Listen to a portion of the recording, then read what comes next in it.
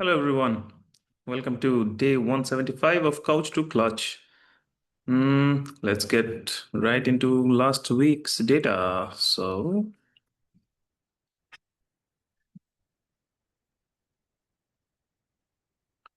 This was the first run that I did, which was updated to 120 seconds. So, yeah, it's 120 seconds intervals, um, six intervals. And finally, I feel great about graduating to 2 minutes. So, I'll see how it goes in the next few weeks before we attempt the 5 kilometers in the stadium and then 16 kilometers in and the monsoon run, followed by Hyderabad Marathon, 21 kilometers. So the first interval, I think, went pretty well, 4:33 pace. Heart rate was pretty good, stable at 156, 154 average.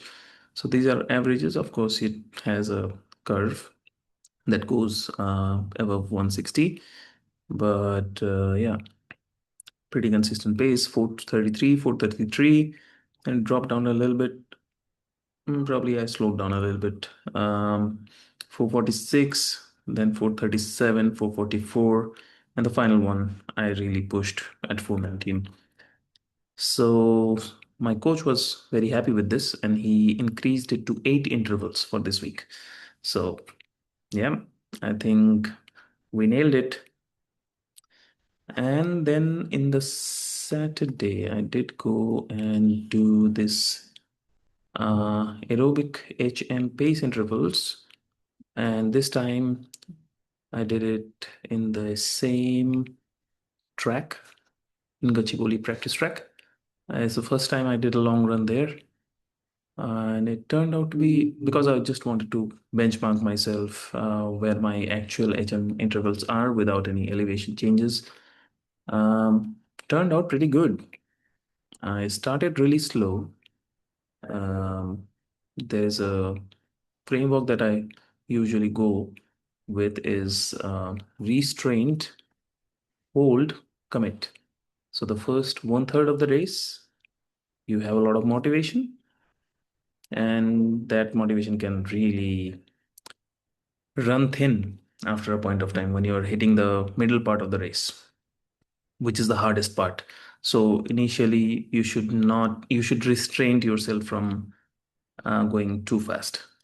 So I was doing that, and because of it, I think the intervals are 631, 620, 628, 638, 640.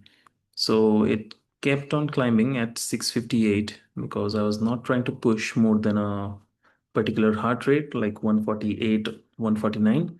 And then I picked up gear after the seventh kilometer, so it's dropping, and then 616, right? So that's where I started to pick up. So the middle portion is the hardest part usually because you don't really see the end line, and then you have come a little bit as well from the start line. So the end line looks very far, and that sometimes can be demotivating for a lot of people who do not want to follow through the process. So it's extremely important to hold your pace during that hard middle part.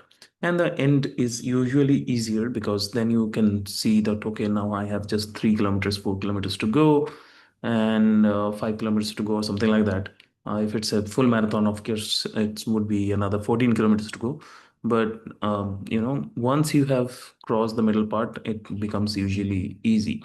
So as you can see, I ramped up my pace because I was feeling pretty comfortable with that 149, 150 heart rate. So I thought, okay, let's go sub threshold a little bit, 155-ish. So I was pushing like that.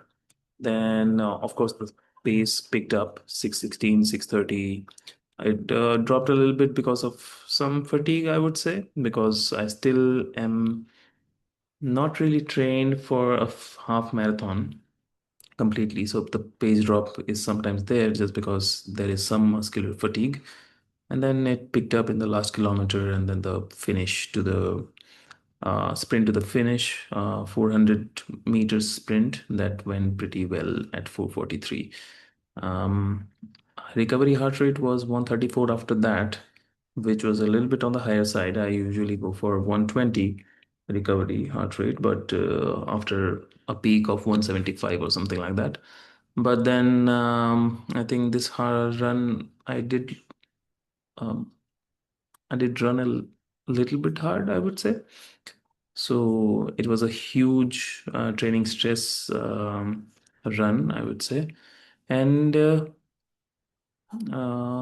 pace was the best that I've ever run this 15 kilometers, I would say.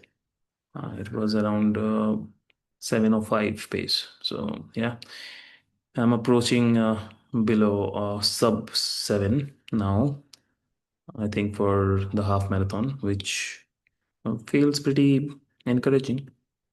It was a pretty cool day as well, by the way. Um, I was running alone though, but yeah, there were a lot of people there. So yeah, that went pretty well. The bike intervals went pretty well. Uh, this was the threshold plus VO2 max intervals. So this is like two repeats of 15 minutes at threshold, and 5 into 5 minutes VO2 max. I was not able to hold five intervals. I did four because, yeah, it was pretty damn hard to do thresholds and VO2 max intervals together in one training block. So, yeah, nutrition plays a big role. The carbohydrates that I usually have before going to these training sessions, and in between, if I have some place to eat some idli or some banana or peanut chutki, those really work well, I would say. So yeah, went pretty good. This crisscross went pretty well as well. Um, the crisscross is not that hard. It's like 20 minutes of pretty brutal burst and sweet spot, followed by big ring sprints, which I really, really love. 30 seconds sprints, five times. So yeah, um, stuff is going good. Strength training is going good. I've introduced another session. So I've ramped it up to 4 sessions now for strength training. And next week, I think on Monday or Tuesday, I have my last day at office, so I'll get more time for training. So I'll ramp it up responsibly at 10% or 15% more. Probably introduce more of zone two work for my cycling, because just after the half marathon, the cycling season would start, and it's better to just get those volume for zone two um, in your training week. So yep. So that's the week ramped up. Let's go into the matrix of the weekly tracker. Um, this is the 26th week, of course. TSS was not that as high as last week. Last week was 726. I think I did a little less. I shouldn't have. I could have gone above 700 TSS again, and then nothing, recovery would have been fine, because recovery has been going pretty well. Bike hours around 6 hours, run hours around 2 hours, strength hours around 2 hours. Yoga I'll start very soon. So that's a 10-hour total training week, 6,800 active calories during the week. Planned sessions is 90%. Of course, I missed one session because I had to go and hang out with some people who wanted me to teach them cycling 101. So yeah, I went and did that on the Sunday, so I kind of missed that session. Planned duration adherence is 98%, because the duration was not the problem. The missed session was the issue. Nutrition adherence pretty good, going pretty good, 90%. I think there was just one Vada and one breezer. So um, a few here and there, having fun on weekends, right? So nutrition can sometimes be very difficult to stick to. Meditation adherence, my God, this hasn't been going great. So I'll really have to uh, focus on this before going to sleep at least. The cleaning exercise that I usually do. So yeah, this has been the weakest matrix that I need to now take care of. Just because I've been feeling great doesn't mean that you can ignore these things. So life will test you, and then you will go back to this again. So better not to do that. Service your mind as much as your body. Very important. Okay. Resting HR has kind of started to trend on the lower side. 49, I've seen 49 for a couple of days, but the average was 52 still for the last week. HRV has been trending pretty well, elevated a few days, normal a few days. Sleep has been going really good, around 8 hours. Sleep quality has been great for 3 days, and then fair for one day, and then good for 3 days. So yeah, average of good, going towards great. Fatigue score has stayed the same because I took it a little bit easy. I would say 600. It's still not easy, but yeah, I think the days were planned really well. I think the recovery between the tough days. I think the run interval is a tough one, and then the threshold intervals is a tough one. So I kind of paired these two together and these two together, Tuesday, Wednesday, Friday, Saturday. So I think that is working really good in my favor for now, spacing out the hard days.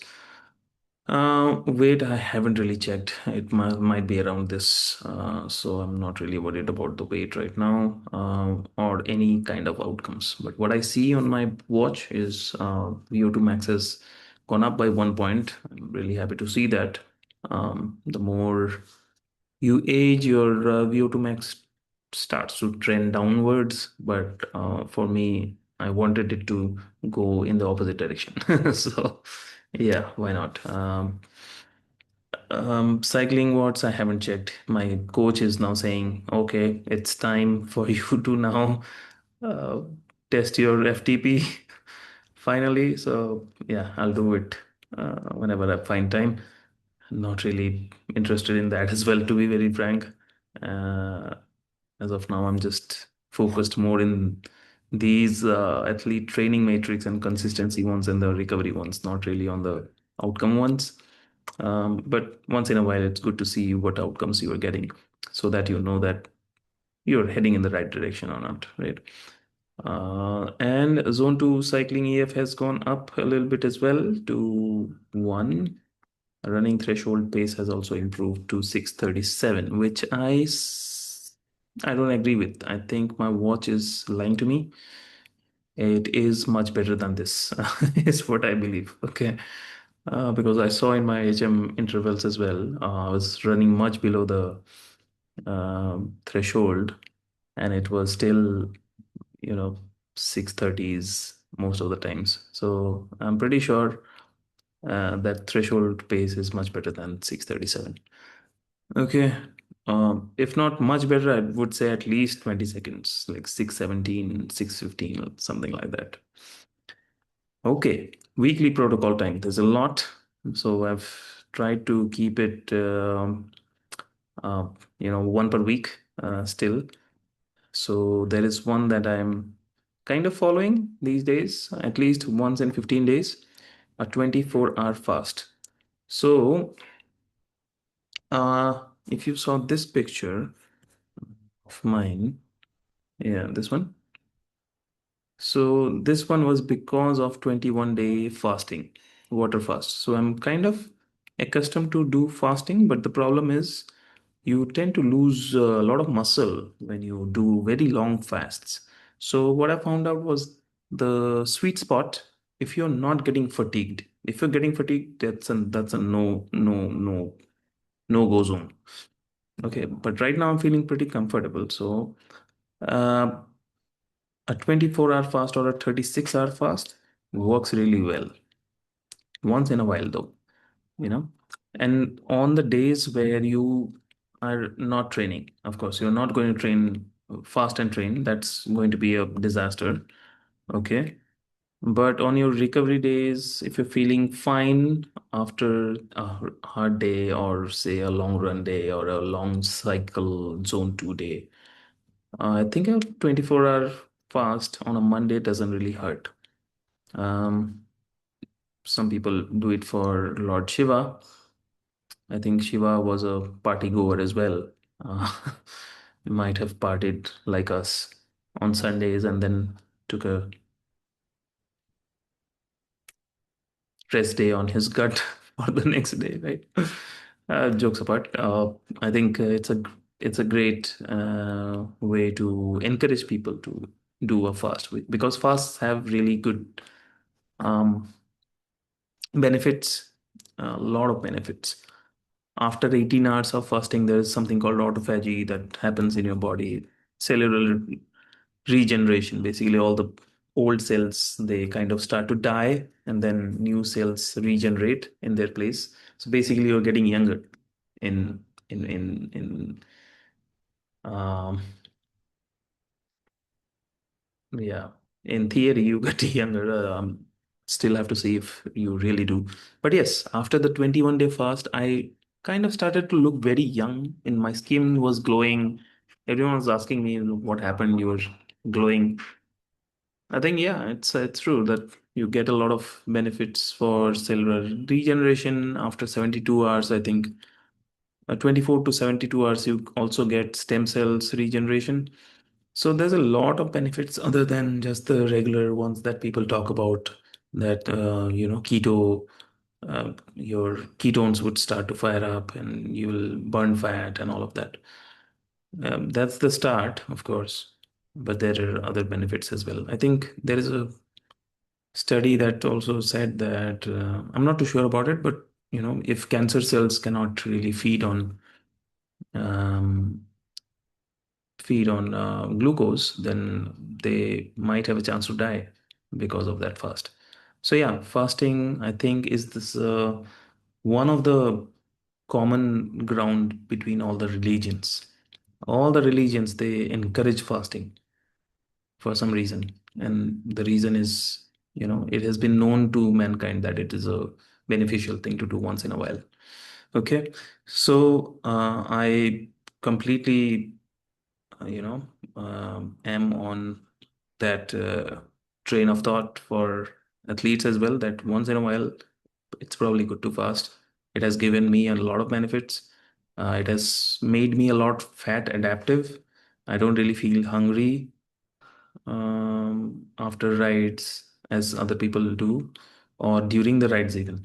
So I think my body is now much more fat adapted than an average person because of those fasts that I've done before, like 7 days, 14 days, 21 days, very frequent 36 hours, very frequent intermittent fasting of 18 hours, 16 hours, like that. And still now I'm following this 16-8 method, which sometimes I'm not really adhering to because some days are really hard on the body. So you have to feed yourself. But whenever I can. Okay. So once in a while, once in 2 weeks, definitely I'm gonna do this. Abstain from all calories for 24 hours. Water, electrolytes, black coffee, and tea is permitted though. Okay.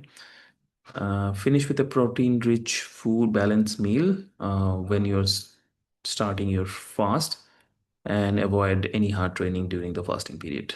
And what you have to do when you break the fast is extremely important.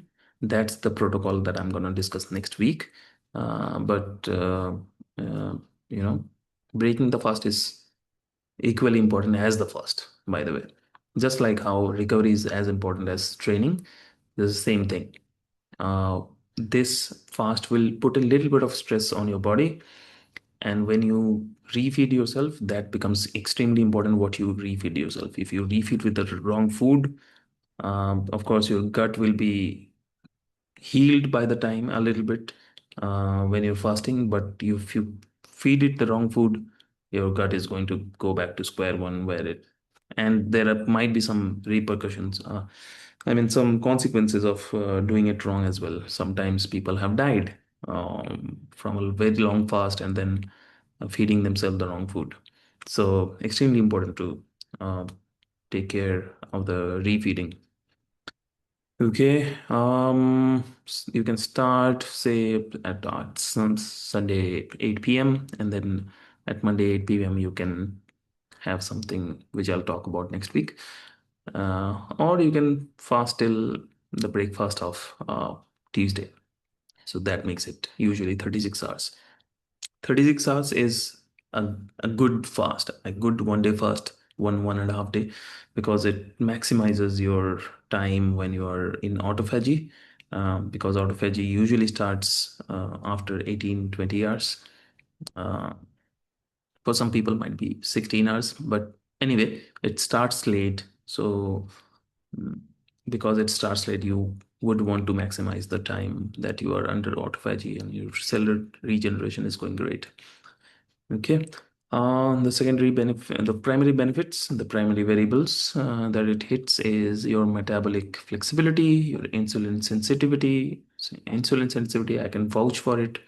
Um, your Because of insulin sensitivity getting hit, your resistance going up, insulin resistance.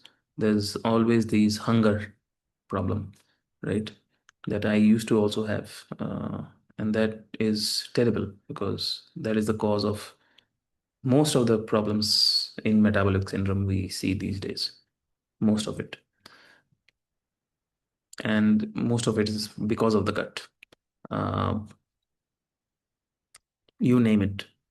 Heart problems, fatty liver, arthritis, Parkinson's. There's a whole family of diseases because of that get started with insulin resistance, right? So the more sensitivity you have, the better it is. And fasting is one really, really good way to do it. Then you have autophagy, of course, calorie control. Those are not really important. Calorie control, people do it for calorie control, but then find out there are so many other benefits which trump that one calorie control thing. Okay. Gut reset is good. Your gut gets a rest. Sometimes it even gets reset. So when I did the 21 day, my gut really got reset. I was not craving any sugar or anything like that, and my habits had changed. So it came with a lot of benefits. Appetite regulation, of course, mental resilience. That's a good one because you never know how much you need to control yourself when you're doing it for the first time. The more you do it, the more you get used to it. I now easily do the 24-hour fast, but when I started the first time, my God, it was so difficult. I used to get hungry every 2 hours, and doing even a 14 to 16 hours fast was so difficult. Like I failed so miserably so many times. My wife used to come to house from the office and she used to say, "Why are you eating Maggie?" I was like, "I'm hungry." You're supposed to fast for 16 hours. And I couldn't do anything about it. So it was that bad, right? So you need so much mental resilience to just go through this. And I think that's why it's usually people fear or respect God, and that's why it's connected to God. People are saying, people usually used to say that, for the sake of God, in the name of God, do the fast, but fast, right? Upavas ke din, yeah, it is dedicated to God. So nobody can say no to those things because, yeah, there's like, this is a ritual, you have to follow it. So by hook or by crook, you need to do it. uh, I think that was one way to, make people um, see the benefits of fasting. Okay. Fat oxidation gets better, as I said. I can vouch for that as well. It has gotten so much better for me. Um, and then there are measurable markers that you can track. Your body weight trend, of course, will go down. Your waist circumference will go down. You lose a lot of visceral fat because of this. Your morning resting heart rate, HRV, fasting glucose goes down. Energy levels during fast is really, really stable. People think it's the other way around. They might feel very hungry. Not really. If you're used to it, your energy levels are so much better because fast fat as a energy source is very stable, like a big battery, the car battery, right? The car battery is huge. So that's like the fat reserve. And you have these small AAA batteries or AA batteries, which have to be recharged again and again. Those are your glucose reserves. And that's why you feel hungry all the time, right? But if you can tap into that car battery, which is a fat, nothing like it. The energy level is so much better. Yes, it's so stable, so peaceful. Okay. So the problem is tapping into that system because when you switch from glucose to fats, that transition period is difficult. And that's why people give up. They're like too hungry, can't do it. But once you switch completely, nothing like that. Like the 3 day fast is the most difficult one just because you're switching from glucose to fats completely. But after 3 days, smooth sailing. There's nothing, this peace all the time. You're not thinking about food. You're not, you're not worried about one aspect of your life, which you thought is so important since your childhood. And all of a sudden you find out, wow, this is great. This is freedom. All right. Okay. Training performance the following day, of course, might get hit. So it's important to fuel your rides or your runs. And it's something that nobody will tell you just because it's free. Yeah. No trainer is going to make money from it. No food company is going to make money from it. It's completely free, and that's why, and it saves money in your wallet. That's why nobody really focuses on the benefits of fast. But as I said, there are only three things in all the religions that are common: meditation, some form of prayer, meditation, something like that, some form of surrender, or some form of meditation, some form of fasting, and some form of travel. These are the three common ground for all the religions around the world. And these three are really, really beneficial for the human system. Okay.